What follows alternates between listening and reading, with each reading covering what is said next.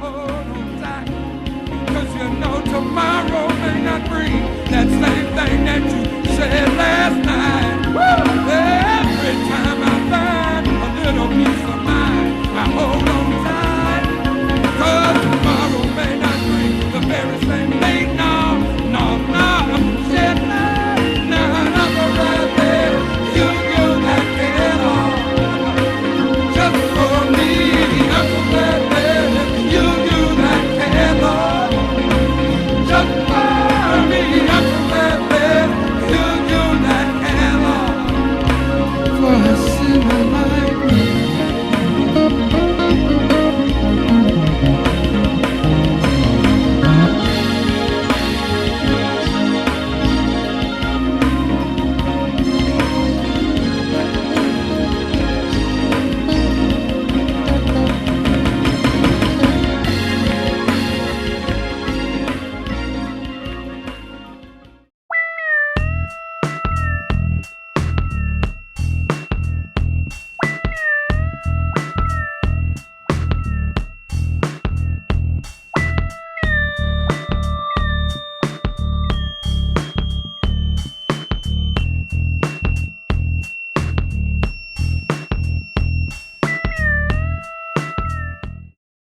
Well, how you doing, Jennifer Florez? I am well. I am very well. How are you, sir? Simply fantastic, and thank you for asking. And I want to make sure it's Florez. Yes, sir. Okay, I just want to Florez. make sure I said that correctly. Why don't you just kind of show us or tell us a little bit about the women that were before you that you may know Well, I will say that the first female firefighter, it was funny because I know during Chief Janelle's interview, he spoke of the first female coming on the job, and she got on in 1985. That was the same year I told my high school counselor, I'm like, he said, so what do you want to, basically, what do you want to do when you grow up? And I said, I want to be a fireman. And he blinked. He said, there are no females. Pick something else. And I had been thinking about this, since I was 7. So I'm like, oh, no. There have to be. I said, well, can you check? And he said, there are no female firemen. Pick something a girl can do. He was indignant. And so, I mean, he shattered my little heart. I was like, well, I could be a fighter pilot. He was done. I'm pretty sure he, packed up his bags that day and just quit. So Heather Larson was the first female on the job. So I stand on her shoulders. She went through quite a bit. And then there was a lady who was hired.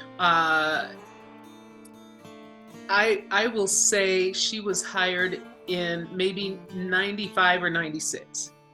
But she didn't make it off probation. So once you become a firefighter, once you make it off probation, get through all the testing and the 4 firehouses that you have to go through to officially get on the fire department, then you're a firefighter. So, I give her credit for taking all the tests, the battery of tests that you have to take to get on the fire department and then get to the academy. But you have to make it through the entire process. So God bless her, and I wish her well. From what you're saying, just maybe a tidbit more of who this person was. It seems like you're coming across that whoever this one, you said you stand on her shoulder. And I just was wondering what the connection was, that you have with this particular firefighter. And it's funny because I never met her. She was on and gone before I got there. But she was still, because the Colorado Black Professional Firefighters and the fire department as well, they were pushing. They were like, we have no Black females, 0, and it doesn't make any sense, So not having any, because our population in Denver was much more than just one female representing all Black females in Denver on the fire department. So the fact that she went through all the tests and passed everything, because I went through the same thing. Right. Uh, Back then it was Kurgan Hall. And so it wasn't an online testing thing. You can go, you went down to the Civil Service Commission. Now they have a bank of computers, and you sit and you take your test. When we did it, the first year when I showed up for the test, um, there was a sea of people. There were 2,500 people that took that test that year. And so when I walked up to Kurgan Hall, which Wow. is now the convention center, Colorado Convention Center, I should I talked myself out of even passing, because I'm like, oh my gosh, I can't compete against all these people, and that's not what it was about anyway. Which I learned over the next year, took the next test and passed. But she did the same thing. So she went through she got through the 2,500 people, and got on the job. Went through the physical agility test, the background check, the psychological, all of the things, the oral board committee, all the things you have to do to even get to the plate to swing the bat. Okay. So she did those things first. And so I have respect for her. I've never had a conversation with her. I didn't meet her before or after. So but the next woman I did meet, and her name is Deborah Bass, and that lady was a BA, strong as a bull, but just like slender, and just an amazing woman. So life took her in a different direction. She did not stay on the job, but again, I had a lot of respect for her as well. So she could run circles around the fellows. Of course, we're going to hear that she could run circles around the fella. And okay, so let's get into you. And could you first maybe tell our audience a little bit like where you're from, where you went to school, and how you really got into this profession of yours? Yeah, I am a Denver native. There aren't many of us. Come to find out, we're the unicorns, really. I grew up in Montbello. I went to the firehouse all the time, and I think Chief Janelle said that he's like, I'm pretty sure that was you that came to the firehouse all the time, because I would ride my bike there. Any excuse I could think of, ride my bike there. I have a new license plate to put on. Can you guys put it on my bike? I think I have a flat tire. Maybe you guys could check. And I was young. I was a little Uh-huh. kid. We moved out of Montbello when I was 9. So this probably, a couple of years that I would go to the firehouse. But at some point, our class, probably our Sunday school class during the summer, went for a tour, and the firefighter who came to the door, and back then, it was firemen, right? So the Right. fireman that came to the door was like, "Hey guys, how are you?" He was like, "Oh my God, come on in." We were like, it was like the greatest thing ever. It was like we walked into Disneyland, because we got to climb on the fire truck and the fire engine, and put on the stuff, and it was great. And at some point, this man said, "You can do this too when you get big." And I thought, okay, I had ponytails down to here. He wasn't talking to me. It was 1974. He wasn't talking to me. But but he said, but I didn't know that. I'm a kid. I believe that guy. So I was like, okay, well, I'm done. So I told very few adults, because the ones I told were like, "Oh, that's so cute. Now go play with your dolls." And so it Okay. wasn't, because it wasn't a thing back then that there were female firefighters. And there are still people to this day that do not know there are female firefighters. There were so many people that came up while I was on the job, and they were like, what are you doing?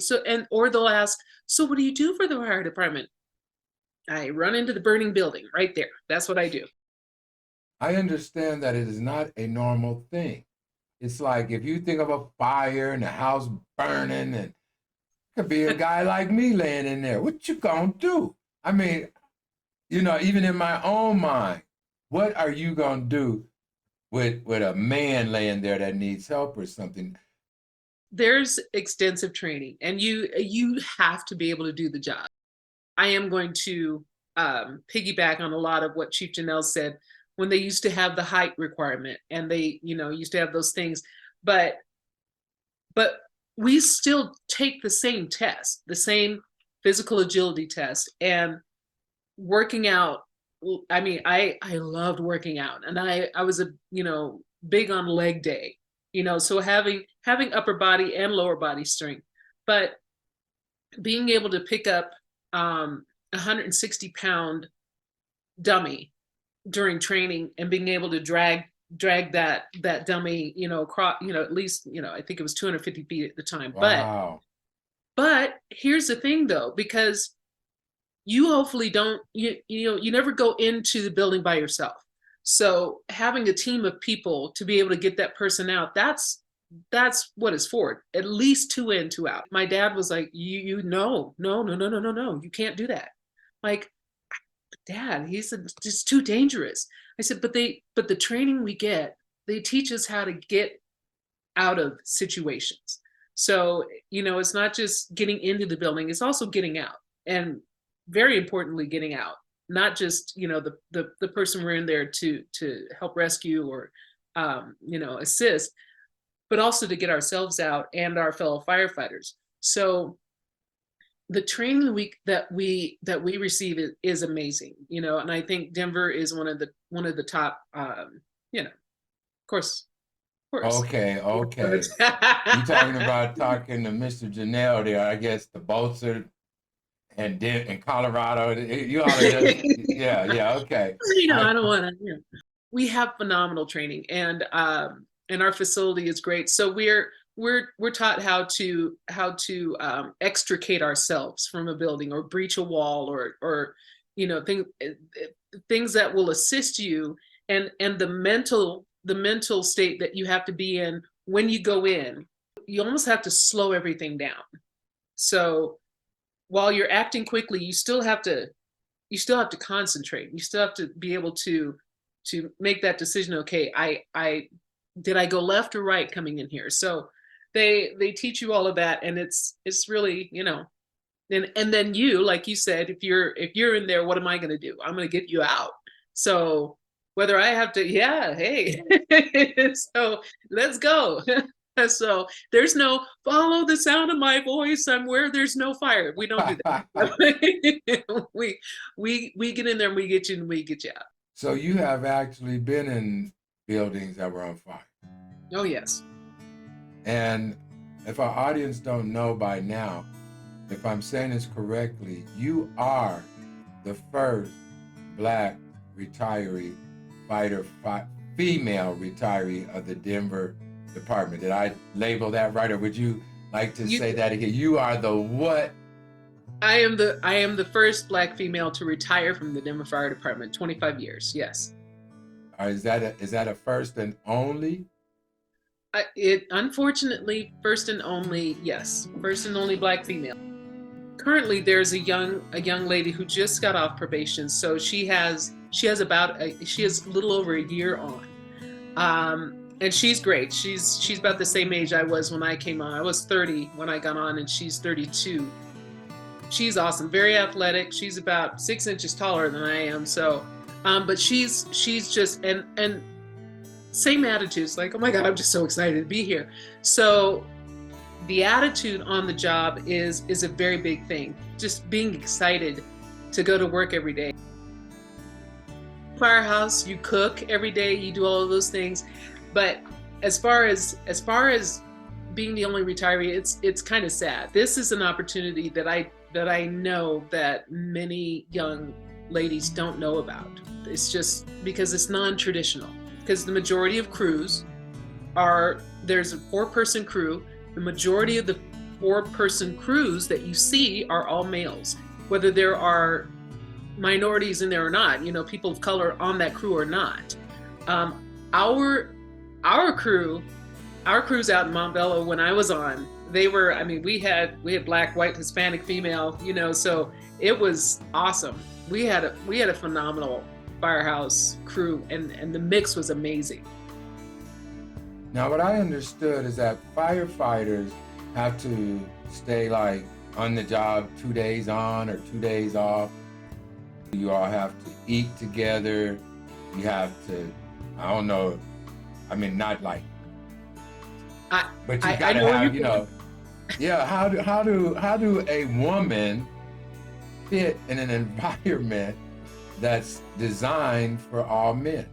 All the bunks are in the same room, so everyone is clothed. Okay, so because you also have to be ready to jump out of bed, get your gear on.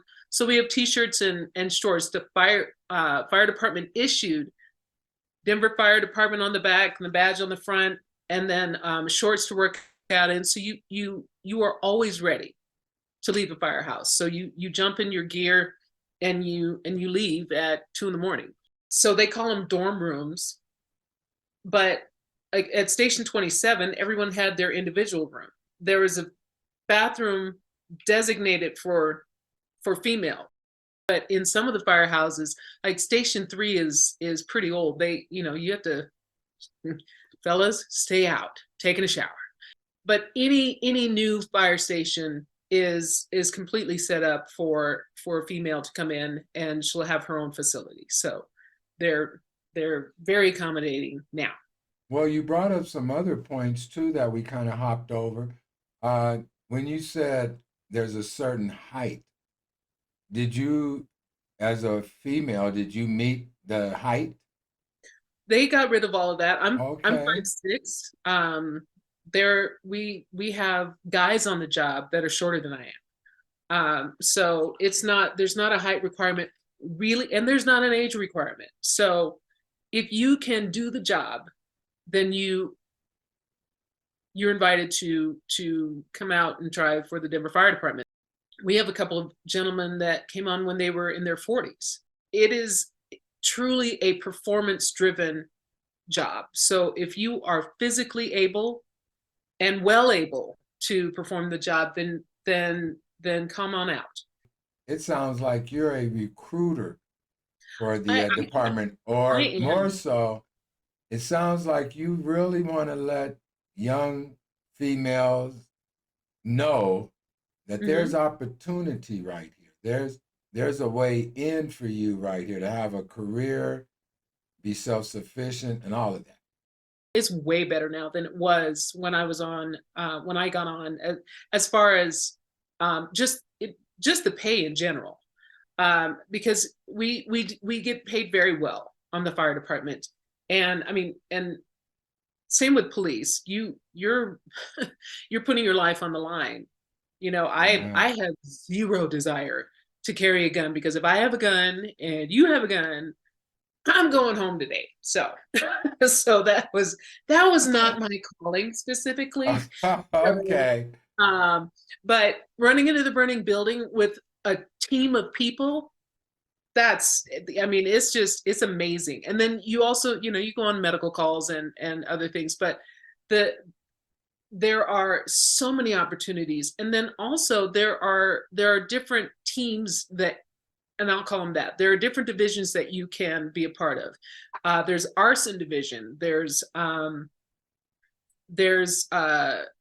So the fire investigation division, that's arson. They do a lot of things. So they actually go through the police academy, and they carry guns because they are allowed to arrest people. So I thought if I was going to carry a gun, that would be the only way, but still, that's just not a good idea. I wanted to go back to the shift. So we work a 24-hour shift. So it's 1 day on and 2 days off. So it's called the Kelly Day system. And the reason why it's called that is because you choose a Kelly Day, or you're given a Kelly Day. So if you pick Friday, every 3 weeks, when your shift falls on a Friday, you get that Friday off. So every 3 weeks, you have 5 days off. So depending on where you are in the city and how busy you are, the closer you get to downtown, the busier the firehouse. So But like Station 8 is in Capitol Hill. They run all day long, all night long. And so your first day off is recouping. You are resting and recovering. So people have kids and things like that, so they do what they do, but they have the entire day off. Second day is it's whatever. But for me, I was so excited that I had 2 days off. I'm like, I get to do anything. So Tuesday you can go up to the hill and go skiing if you want to. There's no one there because it's Tuesday. A lot of firefighters have what you call a day off job. So we have paramedics, there are attorneys, people who do artwork, people who go to school and they get their degrees. I mean, there's so much opportunity. This is just one opportunity for our young people now, because now they understand, you know what, I can do anything I want to, and there's no one who can tell me I can't. We have people breaking the color barrier, the sex barrier all the time. There are women you can be a neurosurgeon, you can be a rocket scientist. Those, I think, are fields where they see people who look like them. There aren't a lot of people who look like me on the fire department. There was an article just recently about 3 young ladies actually on the Aurora Fire Department. Okay. And yeah, and I think that is phenomenal. And I don't know how long. I think the one who's been on there the longest is 11 years. I have to get in touch with them. I just so I can go and hug their necks and say, hey, I'm so glad for you. I wish people understood that this is an opportunity not just for young Black women, but for people of color, people who just have never been encouraged to do something that they didn't think was an opportunity, because the majority of our department are white males, and some crews are all white. And so if that's all you see, then sometimes it's just not encouraging. You love seeing us, no matter what the crew looks like. It's like, oh my gosh, the fire truck is here. This is awesome. This is great. Because that's the same way I felt. Every time we go to the store and I'm like, it was awesome. When I was in high school, I was told you can't because you're female. And I had not yet seen a female on the fire department. And my mom and I were in the car one day, and we're getting ready to go into a Blockbuster Video. That's how long ago this was. That's a while back. Yes, it was. So we're sitting there was a very minor accident across the street while we were sitting there, and the fire engine pulled up. It was engine 15, and it stopped, and this little chick jumped off the rig, and I was so upset. I mean, I'm happy for her, but I was so upset, and I started crying. My mom was like, "What is the matter with you?" But my mom was a BA. She graduated high school at 16, college at 20, integrated her nursing school in Dallas, sat in the front of the bus before Rosa Parks did. She got promoted to head nurse back in the 70s. I mean, but it's very organic. She just kind of, wandered into this, and she's like, well, this is just the way it is. So when it came to me, she's like, you can do anything you want. But I never told her I wanted to be a firefighter, because I didn't want to hear her say, you can't do it, just like the other adults had said. So when I started crying, and I'm like, see, I knew there was a female, and she said, oh, honey, you should have told me. We would have had you there a long time ago. So, but God's timing is wonderful. So that was the pivotal point when I started really researching and finding ways to get on. And one of the ladies, I was working in the governor's office at the time, and one of the ladies there met recruiter, Ray Whittington. He is a bishop now, Bishop Ray Whittington. I know. I figured you did. Pete. Yeah, you call him what? Pete. Pete? Pete. That's what he was talking one time. He said that I was probably the only person that still call him Pete, but he's Pete. But anyway, yeah, I know who you're talking about. So love him to death. He came to, there was a ceremony where I was presented uh, an award for being the first to retire, and he showed up, and then he had to leave. So but it was awesome to see him. But he came to the office, and he gave me all the information. And at the time, I made a $16,000 jump in salary. And now, I mean, I can't, it's just, it's, Wait. What's the yeah, age limit? right. What kind of test do I have to take? You say I just have to pull 160 pounds? Well, and it might be a little more now. Yeah. So, Okay. but it's such a blessing. It is such a blessing to be on the job. And I had very few issues with race. You know, I didn't have any, I didn't have people, I've never had anyone ever before or since I've been on the job call me the N-word. Not ever. I've had people do things, but then I address them right away. And we handled it one-on-one, and then it was done. You know? I'm glad you probably didn't have that gun, because I don't really know you, but just from the way you've been talking, yeah, we're gonna meet one-on-one. We'll handle this. We'll meet out at the flagpole after school. Yeah, that's what it sounds like. I just want people to know that it is your attitude coming into the job. So now having it, and I hate saying this, but having a chip on your shoulder walking in is the wrong way to do it, because we have people who would interview because I was on several oral board committees while I was on the fire department, and people would come in, so like, ooh, dude, you're not gonna make it. You're not gonna make it. Or we had one young man, he was Latino, and the chief on the oral board was Latino. He shook all of our hands. Ma'am, how are you? Sir, how are you? Sir, how are you?